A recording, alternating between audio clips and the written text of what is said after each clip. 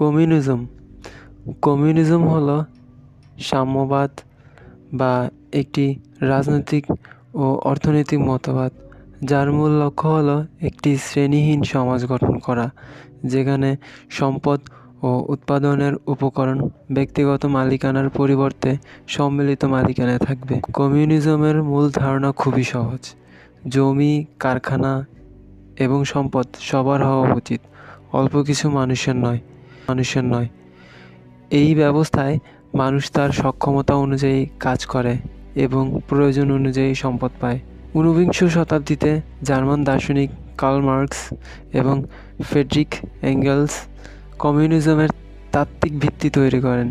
তাদের বিখ্যাত গ্রন্থ দ্য কমিউনিস্ট ম্যানিফেস্টোতে তারা বলেন, ইতিহাস মূলত শ্রেণী সংগ্রামের ফল, বিশেষ করে শ্রমজীবী শ্রেণী এবং মালিক শ্রেণী এর মধ্যে। কার্ল মার্কসের মতে ক্যাপিটালিজম বা পুঁজিবাদ শ্রমিকদের পরিশ্রমের মাধ্যমে মালিক শ্রেণীকে লাভবান করে, যার ফলে বৈষম্য সৃষ্টি হয়।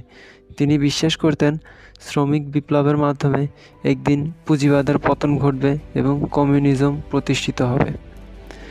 তাত্ত্বিকভাবে একটি কমিউনিস্ট সমাজে কোনো ব্যক্তিগত সম্পত্তি, সামাজিক শ্রেণী বা রাষ্ট্র থাকবে না। তবে বাস্তবে সোভিয়েত ইউনিয়ন, চায়না এবং কিউবা এর মতো দেশগুলোতে কমিউনিজম শক্তিশালী কেন্দ্রীয় সরকারের মাধ্যমে বাস্তবায়িত হয়েছে।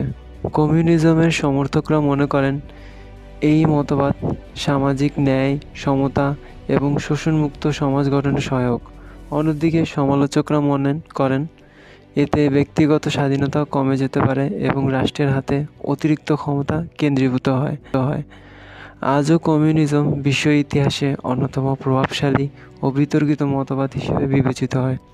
সমতার পথ হোক সীমাবদ্ধতা সম্পন্ন একটি ব্যবস্থা, বিশ্ব রাজনীতি ও সমাজে এর প্রভাব অস্বীকার করা যায় না। কমিউনিজমকে বোঝা মানে আধুনিক বিশ্বের বিপ্লব, সংঘাত ও রাজনৈতিক বিতর্কগুলোকে আরও ভালোভাবে বোঝা।